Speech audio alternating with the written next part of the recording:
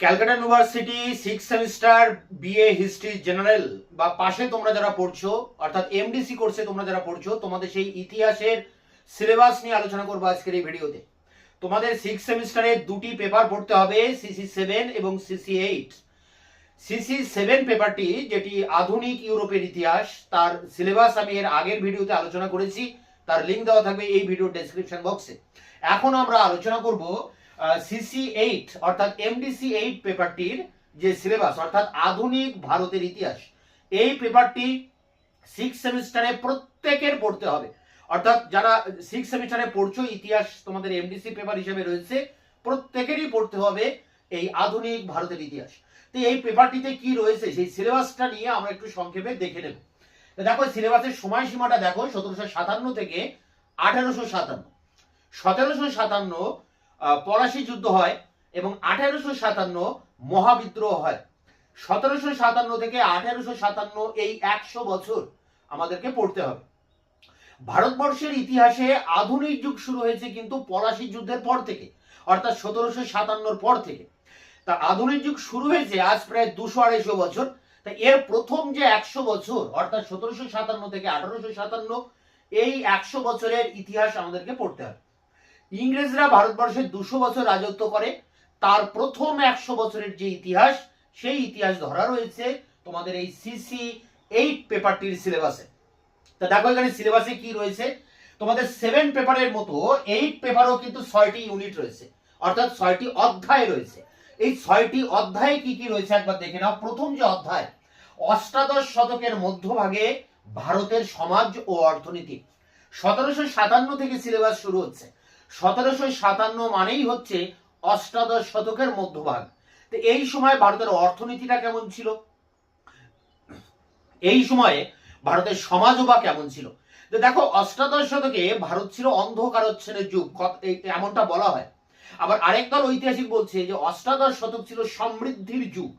তাহলে অষ্টাদশ শতকের প্রকৃতি নিয়ে একটা বিতর্ক রয়েছে, যাকে আমরা বলি অষ্টাদশ শতকের বিতর্ক।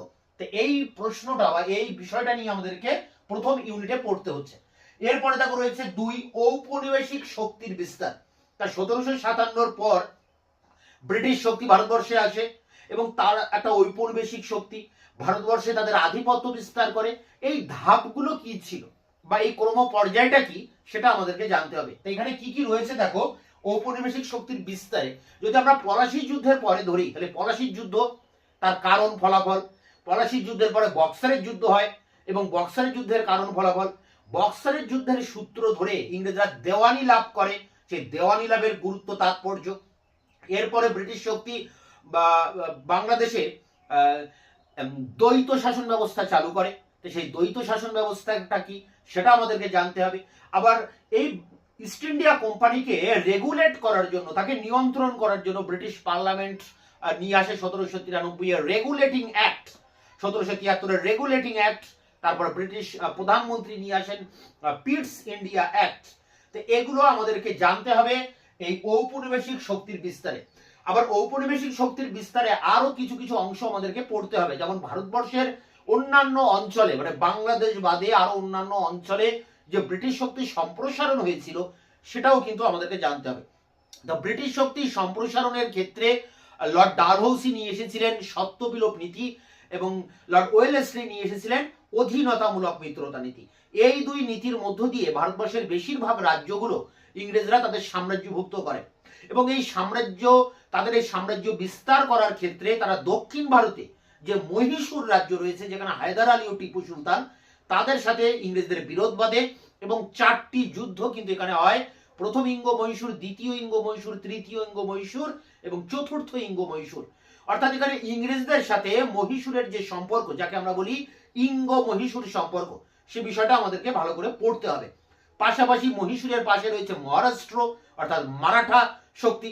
এই মারাঠাদের সাথেও ইংরেজদের 3টি যুদ্ধ হয় এবং মারাঠা শক্তি 1818 সালে মারাঠা শক্তির পতন ঘটে এবং মারাঠা সাম্রাজ্য ইংরেজ সাম্রাজ্যের অধীনে চলে আসে। তাহলে এই ইঙ্গ মারাঠা সম্পর্ক কি ছিল। আবার পাশাপাশি পাঞ্জাব, যেখানে শিখ শক্তি ছিল, রঞ্জিত সিং এর নেতৃত্বে শিখদের উত্থান হয়। তো তা সেই শিখদের সাথেও ইংরেজদের কি সম্পর্ক ছিল, ইঙ্গ শিখ সম্পর্ক, সেটাও আমাদেরকে কিন্তু জানতে হবে। এবং পাশাপাশি সত্যবিলোপ নীতি, অধীনতামূলক মিত্রতা নীতি, এসব কিছু নিয়েই রয়েছে কিন্তু ঔপনিবেশিক শক্তির বিস্তার, বড় একটা পার্ট। এরপরে দেখো রয়েছে পাশ্চাত্য শিক্ষা। তা ভারতবর্ষে পাশ্চাত্য শিক্ষার বিস্তার ঘটানো হবে এমনটাই ইংরেজরা মনে করে 1813 চার্টার অ্যাক্ট অনুযায়ী, এবং এখানে পাশ্চাত্য শিক্ষার বিস্তার হয় এবং পাশ্চাত্য শিক্ষার হাত ধরে ভারতবর্ষের মানুষেরা পাশ্চাত্য শিক্ষায় শিক্ষিত হয়, তাদের মধ্যে জাতীয়তাবোধের জাগরণ ঘটে, তারা সমাজ সংস্কার করতে থাকে। এবং এইভাবে আমরা দেখব যে রামমোহন, বিদ্যাসাগর, নব্যবঙ্গ আন্দোলন, এই সমস্ত গোষ্ঠীর কিন্তু উত্থান ঘটে। অর্থাৎ পাশ্চাত্য শিক্ষার হাত ধরে আমাদের দেশে সমাজ সংস্কার আন্দোলন শুরু হয়। মহারাষ্ট্রে আর্য সমাজ, প্রার্থনা সমাজ, বাংলাদেশে রামমোহন রায়, বিদ্যাসাগর, নব্যবঙ্গ দল, মুসলিম সমাজের ক্ষেত্রে রয়েছে আলিগড় আন্দোলনে স্যার সৈয়দ আহমেদ খান, ইনাদের ভূমিকা আমাদের কিন্তু এই পাশ্চাত্য শিক্ষার অধ্যায়ে পড়তে হবে।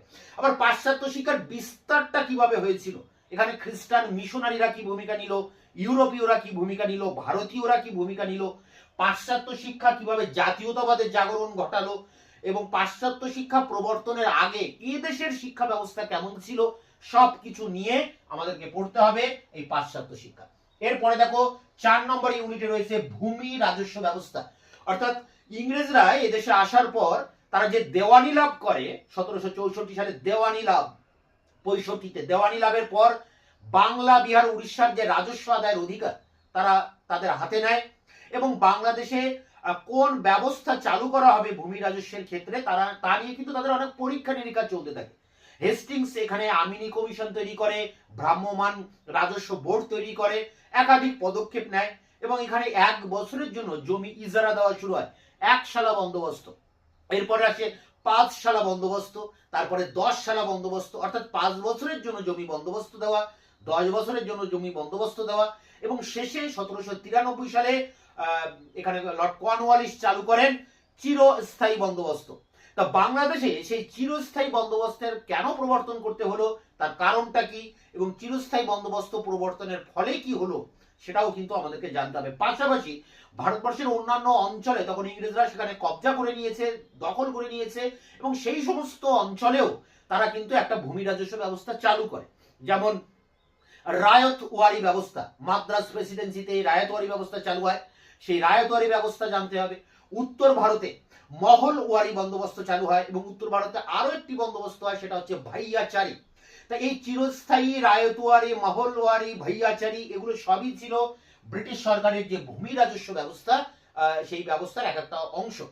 এছাড়া আবার এই ইংরেজরা এই সময় এদেশের যে অরণ্য, অর্থাৎ জঙ্গল বা বন, সেই বন নীতি পাশ করে, অরণ্য আইন পাশ করে, এবং সেই অরণ্য আইন পাশ করার ফলে অরণ্যকে কেন্দ্র করে যাদের জীবন জীবিকা নির্বাহ হতো তাদের কিন্তু অনেকটা অসুবিধার মধ্যে তারা পড়ে যায়, এবং এই আদিবাসী জাতি ইংরেজদের বিরুদ্ধে বিদ্রোহ করতে থাকে, যেমন সাঁওতাল বিদ্রোহ, আমরা আসবো সেই অংশে পরে। এরপরে যখন রয়েছে বাণিজ্য শিল্প। তো ইংরেজ সরকার এদেশে আসার পরে তারা যে এদেশ থেকে যে ব্যবসা বাণিজ্য করতো, একচেটিয়া ভাবে অবাধ বাণিজ্য করতো, সেই একচেটিয়া বাণিজ্যটা কি ছিল। আবার পলাশির যুদ্ধের পরবর্তীকালে এদেশ থেকে যে সম্পদ তারা লুট করেছে, লুট করে ইংল্যান্ডে পাঠিয়েছে, যাকে দাদাভাই নওরোজি বলছে ড্রেন অফ ওয়েলথ, অর্থাৎ সম্পদের নির্গমন, সেই বিষয়টা কি সেটা আমাদেরকে জানতে হবে। আবার এই সময় কিছু ইংরেজ শিল্পপতি তারা ভারতবর্ষে মানে বড় বড় ভারী কলকারখানা তৈরি করতে থাকে, শিল্পে বিনিয়োগ করতে থাকে, অর্থাৎ ভারতবর্ষে আধুনিক শিল্পের বিকাশ হয় পূর্ব ভারত এবং পশ্চিম ভারতে। তাই এই আধুনিক শিল্পের বিকাশটা কিভাবে হয়েছিল, আবার এই আধুনিক শিল্পের বিকাশের ফলে বা ইংল্যান্ডের শিল্প কলকারখানার উৎপন্ন দ্রব্য ভারতবর্ষে নিয়ে বিক্রি করার ফলে এদেশের যে তাঁত শিল্প সেটা ধ্বংস হয়ে যায়, কুটির শিল্প ধ্বংস হয়ে যায়, অর্থাৎ অবশিল্পায়ন ঘটে। তাহলে আমাদেরকে এই ইউনিটে পড়তে হচ্ছে আধুনিক শিল্পের বিকাশ, অবশিল্পায়ন, খুবই ইম্পর্টেন্ট এই দুটি পার্ট। এরপর দেখো শেষ যে ইউনিটে রয়েছে প্রতিরোধ আন্দোলন। তা ব্রিটিশ সরকারের এই সমস্ত কার্যকলাপের ফলে, তাদের এই অর্থনৈতিক শোষণের ফলে ভারতবর্ষের বিভিন্ন অঞ্চলে বিভিন্ন উপজাতি জাতির লোকেরা ব্রিটিশদের বিরুদ্ধে বিদ্রোহ শুরু করে দেয়। যেমন বাংলাদেশে সন্ন্যাসী ফকির বিদ্রোহের কথা বলা যায়, আবার সাঁওতাল বিদ্রোহের কথা বলা যায়। ব্রিটিশ সরকারের অরণ্য নীতির প্রতিবাদে এই সাঁওতালরা বিদ্রোহ করে। তা সাঁওতাল বিদ্রোহের কারণ ফলাফল পড়তে হবে। আর 1857 গিয়ে যেখানে আমাদের সিলেবাস শেষ হচ্ছে, সেখানে গিয়ে দেখা যায় মহাবিদ্রোহ অর্থাৎ সিপাহী বিদ্রোহ। ব্রিটিশ সরকারের যে সিপাহী ছিল এদেশে, যে মিলিটারি ব্যবস্থা ছিল, পুলিশ ব্যবস্থা ছিল, তার মধ্যে থেকে সেনারা বিদ্রোহ করেছিল ইংরেজদের বিরুদ্ধে। তারও নানা রকম কারণ রয়েছে, সামাজিক, অর্থনৈতিক, রাজনৈতিক, ধর্মীয় কারণ রয়েছে। এবং এই মহাবিদ্রোহের চরিত্রটা কেমন? অনেকে বলছে মহাবিদ্রোহ ছিল একটা সামন্ত শ্রেণীর বিদ্রোহ, কে বলছে কৃষক বিদ্রোহ, কে বলছে সিপাহীদের বিদ্রোহ, কে বলছে জনগণের গণ আন্দোলন। তো এক একজন ঐতিহাসিক এক একটা দৃষ্টিকোণ থেকে সিপাহী বিদ্রোহকে ব্যাখ্যা করেছেন এবং সিপাহী বিদ্রোহের প্রকৃতি নির্ধারণ করেছেন। তাই সিপাহী বিদ্রোহের প্রকৃতি আমাদেরকে খুব ভালো করে পড়তে হবে। সিপাহী বিদ্রোহ বা মহাবিদ্রোহের কারণ, এখানেই আমাদের সিলেবাসটা কিন্তু শেষ হচ্ছে। তাই এই ছিল 6টি ইউনিট। শুধু একটু কি কি রয়েছে মাথায় রাখতে হবে। প্রথমে রয়েছে অষ্টাদশ শতকের দ্বিতীয় ভাগে ভারতবর্ষের সমাজ অর্থনীতি কেমন ছিল। 2 নম্বরে রয়েছে ঔপনিবেশিক শক্তির বিস্তার। 3 নম্বরে পাশ্চাত্য শিক্ষা। 4 নম্বর ভূমি রাজস্ব ব্যবস্থা। 5 বাণিজ্য, শিল্প এবং অবশিল্পায়ন। শেষে রয়েছে প্রতিরোধ আন্দোলন, যেখানে সাঁওতাল বিদ্রোহের কথা বলা যায়, মহাবিদ্রোহের কথা বলা যায়। তো এই হচ্ছে তোমাদের অল ওভার সিলেবাস। খাতার প্রথমেই তোমরা এই সিলেবাসের এই 6টা ইউনিট লিখে রাখবে। তাহলে কলেজে বা টিউশন স্যার যেখান থেকেই অ্যান্সার লেখাক না কেন, তোমরা কিন্তু বুঝতে পারবে কোন জায়গা থেকে কখন কি পড়ানো হচ্ছে। এবং এই সিলেবাসের উপরে যে নাম্বার প্যাটার্ন তোমরা জানো, 5th সেমিস্টারে যে নাম্বার প্যাটার্ন ছিল, এখানেও একই নাম্বার প্যাটার্ন, অর্থাৎ 75 নম্বরের পরীক্ষা।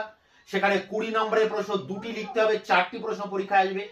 10 নম্বরের প্রশ্ন 2টি লিখতে হবে, 4টি প্রশ্ন পরীক্ষায় আসবে।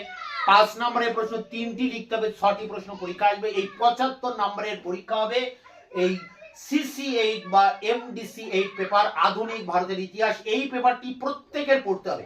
5th সেমিস্টারে যাদের একটা পেপার ছিল ইতিহাসে বা 2টো পেপার ছিল, প্রত্যেকেরই কিন্তু এই পেপারটা পড়তেই হবে এই 6th সেমিস্টারে CC8 বা MDC8। আর 5th সেমিস্টারে তোমাদের যাদের একটা ইতিহাসের পেপার ছিল, MDC একটাই পেপার ছিল, এখানে 6th সেমিস্টারে 2টো পেপার পড়তে হবে। অর্থাৎ এই পেপারটার পাশাপাশি তোমাদেরকে ইউরোপের ইতিহাসও পড়তে হবে, যেটা রয়েছে CC7, যে পেপারের সিলেবাস আমি ইতিমধ্যে চ্যানেলে আপলোড করে দিয়েছি। তোমরা সিলেবাসটা একটু দেখে নিও। তো দেখো এখানে MDC8 পেপার অর্থাৎ CC8 পেপারের সিলেবাস যেটা রয়েছে একটু সারসংক্ষেপে তুলে ধরলাম।